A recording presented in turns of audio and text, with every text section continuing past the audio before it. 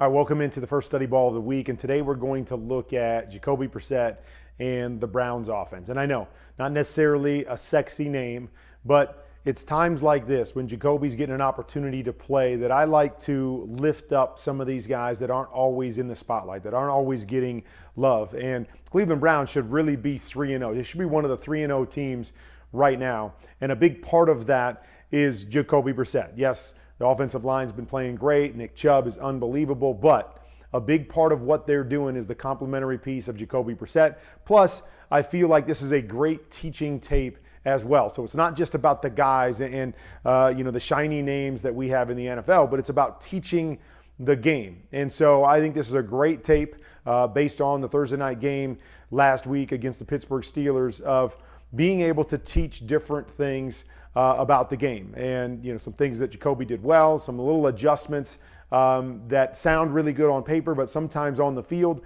they play out a little bit differently. So let's have a little bit of fun here. Let's give a little love to Jacoby Brissett while he keeps that seat warm for Deshaun Watson, but he's playing really, really good football right now.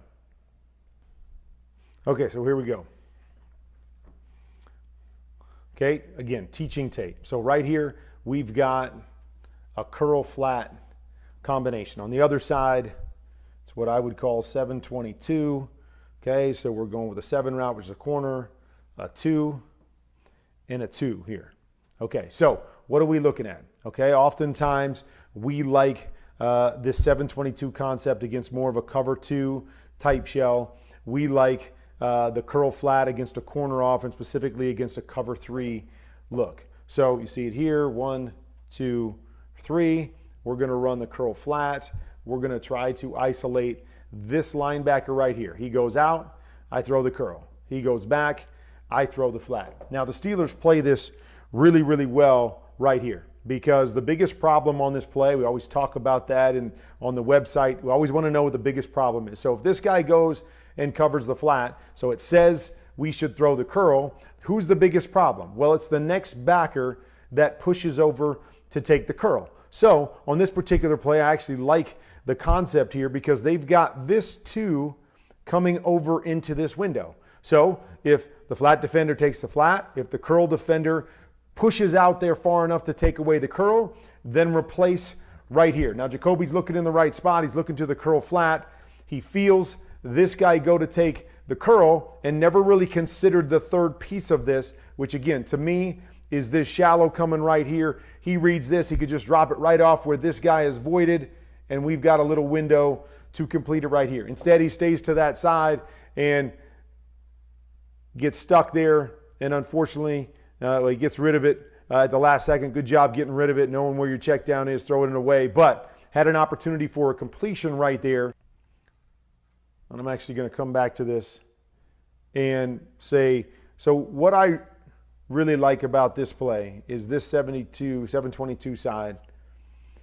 Instead of having a corner here, I like having a middle read here. So what that means is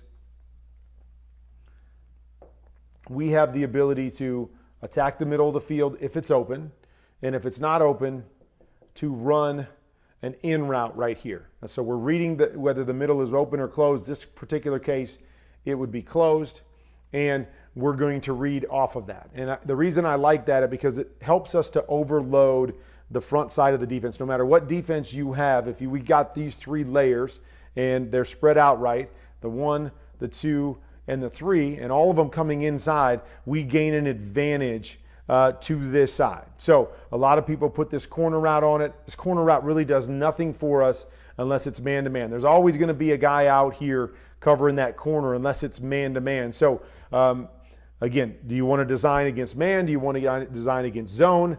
One thing we could even do on this particular play is push this guy up, and we could always let him run an in, and just kind of like our under concept, if he's carried up to that point, he can break out. So it gives us the benefit of that 7 or corner route against man, and it also gives us the layers against zone. So just wanted to bring that up as a teaching point. And so you can see right here, if we were to push up and then go here, we could read this defender. He comes down there. We throw it behind him. He falls off. we throw it underneath, but we can isolate that guy, and then we can work to the outside backer if need be. All right, here's empty concept, and we're running combo over here. So it's a slant and a flat, and then we're running what we call stick over here. Stick, they push this up and run another stick. I'd actually rather them run a flat here, but you could learn about why I like that better in QBConfidential on the website if you want to. But here's the idea here. On this particular play, very similar to the last one, that you realize, just like curl flat, slant flat is really attacking the same area. So we're attacking the hook area and we're attacking the flat area. Okay, so we like it against cover 3 because what we really think is we're going to isolate this guy again. He goes flat, we throw the slant behind him. He goes to gets a little bit of depth, we throw the flat in front of him. Okay, but here's what I want you to see here. So everything says, just when we look at the structure of the defense, the cover 3 structure again, that, hey, we can read the combo side because we've got cover 3, and we can isolate that backside backer. But what we need to see here is position of this guy. So sometimes things change in the course of a game. We draw it up on paper, and it's like, okay, always go over here against cover 3 and read that outside backer. But this guy's already in position to take away the slant. He's wider than he normally would be. He's way off of the hash right here. It's to the short side, so we don't have the spacing involved there. And we have a concept that can be good against cover 3 to the other side. So I want you to watch this as we play this right here. Okay, so the flat guy goes out there. Normally, we would say to ourselves, we're going to throw the slant. He gets wide enough, we're going to throw the slant right behind him. But we can't here, right? Because this guy is already in position to cover that. So I would have loved to have seen Jacoby, even though it's not wrong, it's cover 3, we can go back there to say, hey, I don't like the positioning, the recognition of where the defense is on this particular play.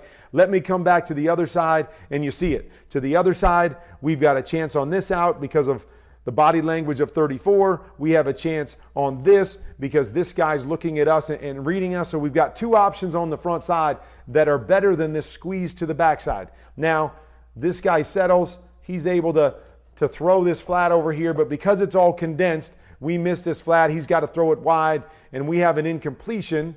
And I understand, again, why he went over there. But see the big picture, and sometimes there's better options, even if on paper we can say, hey, we want to go to the slant flat here. We don't want to because of this guy's position pre-snap. Love this right here. And again, recognition. We talked about recognition on the last play. Great recognition here by Jacoby on this play. So we've got our 4 down linemen. This guy comes to the edge to make it a 5th down lineman. All right? What he notices here, they're going to run a double slant combination back to this side. What he notices is look at where the next backer is. Okay, just like the last backer was really wide to that slant flat side, this time this backer is pushed over to the strong side away from the double slants. Okay, so I'm looking at this and I'm saying to myself, okay, we basically only have 2 guys on this entire side of the field. Okay, the safety, they love to drop Minka down, or he likes to hug the line of scrimmage down in the red zone, but I know he's on the backside hash, so I'm not really worried about him on a slant. And then you notice as we come out that this guy's playing high and almost outside leverage, expecting to get help from his safety. Jacoby recognizes the pre-snap that I've got this window right here. I understand that all I got to do is make sure this guy goes over, and I'm going to have 1 to 2 over here, but this guy backs up and gets outside leverage right there. Look at Jacoby, stick that foot in the ground, hold it, boom, stick it on your receiver before Minka can come over. He splits the 2, and he gets into the end zone. Great recognition right there by Jacoby.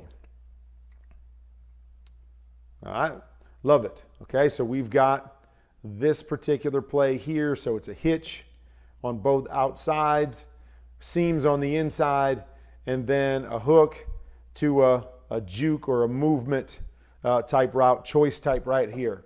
Okay, so what Jacoby sees right off the bat is he sees the corner soft. Okay, they're really soft on both sides. It almost looks like they're going to play quarters over here. So it really becomes pick a side if you've got quarters. Okay, so here he picks the top. Right there, you notice that the Steelers roll to cover 2 at that point, so he loses the hitch. Okay, he's got the seam there, not necessarily his favorite, and watch him work through his progression. Really like this right here. Oh, I'm going to throw it. I don't have it. I know where my check down is. It's back to Njoku, who's running that little choice route. Here, he doesn't win, so now I'm going to buy time. And a good job trying to make a play down the sideline. Good throw. Unfortunately, Amari stepped out of bounds, so this one comes back. But I just like the progression here, that he knows what he wants. He's trying to make the game easy and take the hitch on the outside. Doesn't have it. He comes back to his choice, expecting this guy to win because he's got all this space. That guy doesn't win. So now we're making a play. The other thing that I wish they did on this play, because again, it's about teaching, okay? Teaching the game. Here, they have a hitch. Normally when you have a hitch, it becomes a conversion, okay? Meaning we convert it to a fade route if the corner rolls. Now, he might have rolled too late. Maybe they do that anyways, but if he turns this into a go route, watch how this play changes. If he turns it into a go route right here, we've got seam, we've got go, we've got 2-on-1 on this safety, and we've got a chance to that play on the outside no matter what coverage they give us, corner off or corner roll. And then we need Njoku to win here on this particular play. What I always like to do on this play if we were running the choice route is I like to get past that linebacker. Okay, so I want to get past the linebacker. Why do I want to get past him? Two things. If I go to get past him, he's either got to move that way. He's got to move his feet. He's got to get going in one direction. And I know once I get him going in one direction, now I can stop and come back the other direction and separate. Or if I go and get across him and he doesn't move, now I know I'm in great position to beat him across his face. Unfortunately, Njoku right here just goes kind of right to him, so he doesn't really have to move his feet, and he's matching to him, and he's able to match to him either way he goes, so he doesn't win on that. But again, nice job on the scramble. Good throw down the field. Just unfortunately, that one got called back.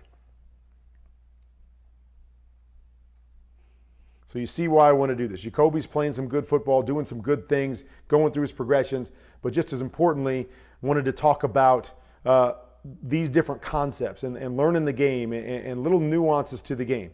So right here, we're going to run a choice route right here, okay? And off this choice route, we're going to see what we get if there's some kind of squeeze, and then we're going to come back here and we're going to run this particular play right here. So what are we looking at? Okay, so Jacoby starts off to his right-hand side. He's looking off to his right-hand side, okay? Doesn't like the position here.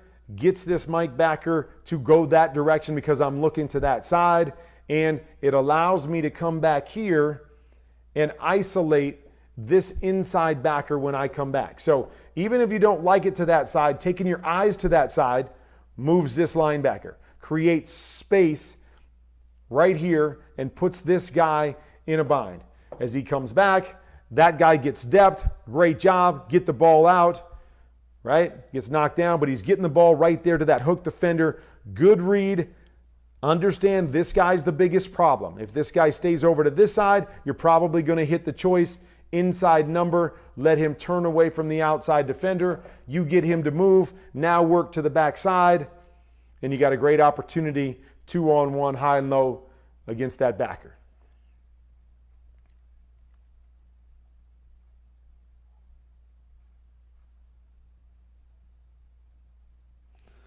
Love this, just coming out, knowing what you're seeing, understanding body language. You know, quarterbacks, so much of this game is about body language, okay? I understand what coverage it is, okay? They're playing at coverage. We've got 4 strong. The coverage says he's going to go out there, he's going to hold there, he's going to hold on this inside hook, and they're going to take away those 3 zones. But Jacoby comes out and realizes on this particular play, right, we're going to go here, we're going to go here, and we're going to go out, okay? He understands that we're going to have a high-low outside, So the goal is to read the outside defender. Okay, outside defender turns flat to the flat. We'll throw the corner over the top of him. On this play, I want you to watch his body language right here. Right there. See it? Turns his hips this direction. Once he turns his hips this direction, he cannot cover an out any longer. So this is why you see Jacoby come back, see that turn of the hips, and he's throwing the ball right now. He's not waiting. He knows that he's got the leverage that he wants, puts the ball on his guy quick, makes a good accurate throw. He turns the corner, and we pick up the 3rd and long because he saw the body language, he saw the movement of the corner, okay? Not just the position he was in, but which way did he turn his hips, because that lets me know what he can and what he cannot cover. Really well done there by Jacoby. It's one of my favorite plays here in the game, okay? So what they're going to run here is they're going to run double skinny posts with flats down here in the red zone. And we're looking to get a one high safety. Notice the tight splits. Tight splits is trying to force these corners to be an outside leverage, okay? So we can have those skinny posts. So as I come back, it's really pick a side. Pick a side based on spacing, pick a side based on leverage, pick a side based on where the safety is, all of that stuff. But you'll notice, great job here by Jacoby that he looks over to this side. I'm looking to this side because I know the safety's eyeing me. I want to hold him in the middle of the field. I know these linebackers are eyeing me, so I want to hold them in their position so I can create this window right here. So great job with his eyes. Boom. Get your foot in the ground. Here's what I love. No hitch, no wasted movement down in the red zone. Drop down, stick your back foot in the ground, and let it go. Boom. Great throw. High where only my guy can get it. Stick your foot in the ground. Let it go. Great job with his eyes. Come back and look here at the end zone copy. Great job with his eyes as he comes back. Boom. See his eyes? Hold him that way. Hold him that way. He knows he's going back the other side. Hold him left. Hold him left. Right? See it? Starting to slide. Starting to slide. This guy holding his position, all because of his eyes. Then time it up with your drop. So when you put that back foot in the ground, boom, balls come out. Great throw. Touchdown. Great play down in the red zone. Money throws down in the red zone. Jacoby's been really, really good. Okay. Here's that play again that we saw. Seam, hitch, seam, hitch.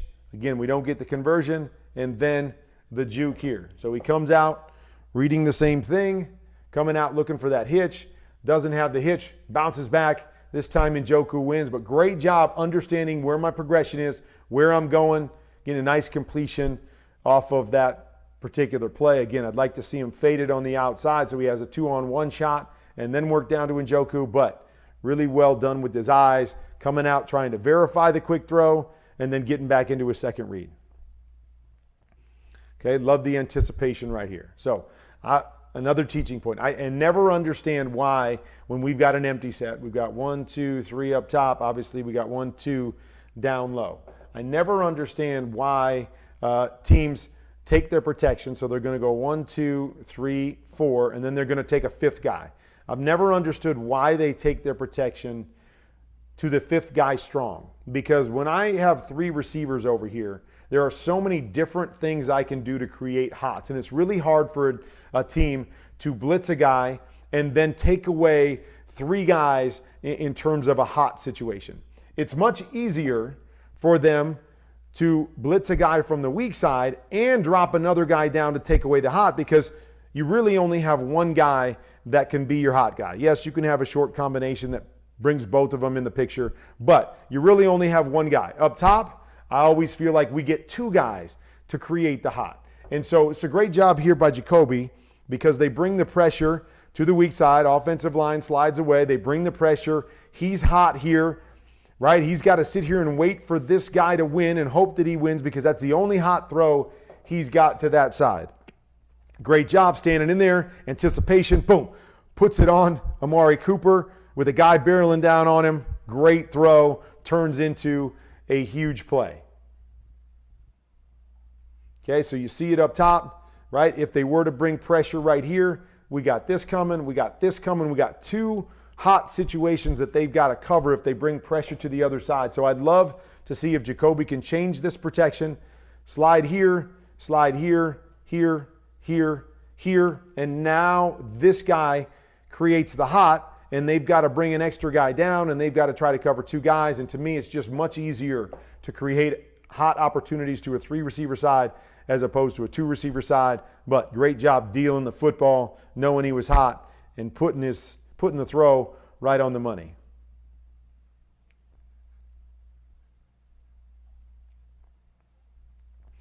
Okay, like this right here. Just going to run our Poco concept: post, corner, flat. All right, so right here, Kobe gets a little bit antsy in the pocket. So here's why. So normally we're thinking 1, 2, 3, 4, 5. And so these extra guys would, again, make us hot here. And so what happens on this play is this defender comes and blitzes, and I think Jacoby thinks he's hot right off the bat, but the defensive end, linebacker type on the end of the line of scrimmage runs out to the flat, so this offensive tackle is able to push back and pick up the blitzing linebacker, so we're not hot here. You see it right there? Okay, so they just replace. I'm going to pick up that guy. This guy's now going to be in coverage, and I'm all good. So Jacoby gets a little bit antsy right there. Oh, I'm hot. And then he resets and still makes a pretty decent throw over there, but it allows the corner to get involved because he's a little bit late on the throw because he wasn't quite sure if they were going to pick it up. But you see, good read. This guy gets out there. He's trying to hit the corner, but because it happens late, this guy is able to fall away. You know, something else to watch when you're down here in the red zone. Watch how defenses play down here in the red zone. Minka Fitzpatrick, if you watch him every week, he's very aggressive down in the red zone. He understands he's got this back line that's an extra defender, so he doesn't have to drop back into the middle of the end zone. So he loves to hug the goal line. And then he loves to attack down on anything that he sees because he wants to play aggressive, and he's so good at turning the football over. So just something to watch if you're playing against Minka. Just keep your eyes on him right here. Keep your eyes after the snap on what he does. Right? What's he do? Absolutely nothing. He never backs up. He stays right there at the goal line and then tries to drive from the goal line. So something to just pay attention to if you're playing against the Steelers or you're paying attention to the defenses that you're playing, and a safety likes to sit at the goal line, and you've got a post up over the top. We love to throw these back end line posts. So I'm not trying to drive it where this guy can get involved. If he's going to stay at the goal line, I like to throw it up and over to the back end line where only my guy can get it. And something to pay attention to right here. And again, it doesn't happen often. Normally you get middle closed and this guy's deep, and so we don't even think about throwing the post. But down in the red zone, if this guy wants to play flat, now we get a shot to go up over the top of him. And there was an opportunity here, if it was something that they saw and alerted ahead of time, that you see it right there. If I let that ball go to that back end line, there's no way he's getting there, and he's going to go get himself a touchdown. And this guy now can't play both of these guys and fall off. But again, the biggest thing is that ball's just a little bit late carrying up there and allowing the corner to come off and make a play on it. But just some things to look at as you get down there. Understanding protections, so important. Understanding the looks that you get with the defenses that you play, the players that you play, what they like to do can sometimes give you an added advantage down in the red zone or really anywhere on the field. All right, this is what running the football does for you. Love this one. We're going to come out here, hard play action. Okay, we get hard play action. This guy's a stud. So everybody is flying up here. And every once in a while as a quarterback, when you can run the football, you benefit from a good run game. So they run a little move here with Amari Cooper. I mean, this corner is going, oh my gosh, are you kidding me? You're leaving me one-on-one to the short side to give a little stick. And then I've got this whole entire field that he has to cover. Great play call, great sellout.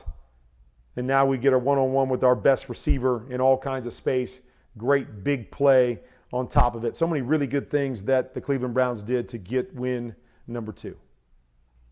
All right, so lots of really, really good things there by the Cleveland Browns, by Jacoby Brissett, and a lot of great things to learn from there for other coaches and quarterbacks that are out there. Just understanding the big picture, understanding positioning, recognizing positioning of defenders. It's very easy to draw something up on the board and say, okay, if we get this coverage, we're going there. If we get this coverage, we're going there. But it doesn't always play out like that. Sometimes because of the hash that the ball's on. Sometimes because of a slight adjustment that the defense makes, that we have to counter what our read is on paper to what we actually do on the football field. So some great teaching points on that with the different concepts that the Browns were running. But overall, Jacoby Brissett's playing some really, really good football, especially down in the red zone. Very definitive with what he's seeing. He understands it. He's hitting his back foot and getting the ball out. When you get down to the red zone, you can't hesitate. You hesitate, you're lost. Great players cover up so much ground. Windows are so small down there, but Jacoby is playing really, really well in the red zone,